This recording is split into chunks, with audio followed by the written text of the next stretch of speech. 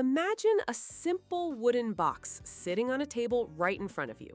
You have no idea what's inside. But then you're given a single, simple clue about its contents. In a nutshell, that is algebra.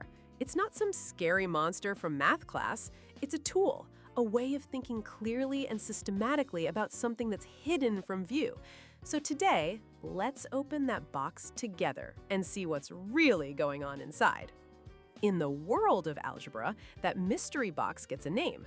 We usually call it X. And no, it's not some magic symbol meant to confuse you. It's just a placeholder, a label. It simply means we don't know this number yet. So the clue we're given might look something like this. X plus 3 equals 10. To make sense of that, picture a perfectly balanced scale. On one side, you have our mystery box, X, sitting next to 3 small identical weights.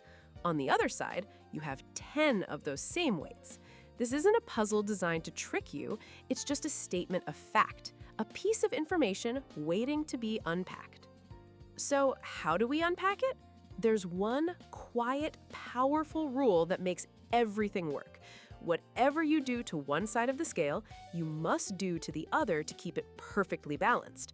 Our goal is to get the box all by itself, to isolate the unknown. Right now, it has those 3 extra weights next to it. So let's gently lift them off its side.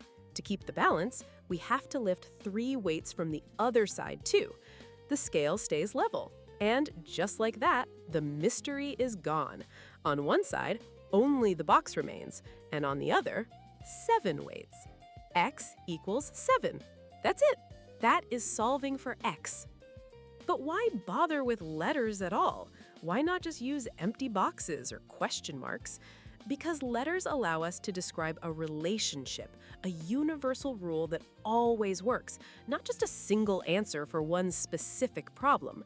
Think about this simple truth. Distance equals speed multiplied by time. That single sentence is an algebraic formula, and it's true whether you're driving a car, walking down the street, or flying in a plane. The relationship, the letters, they stay the same.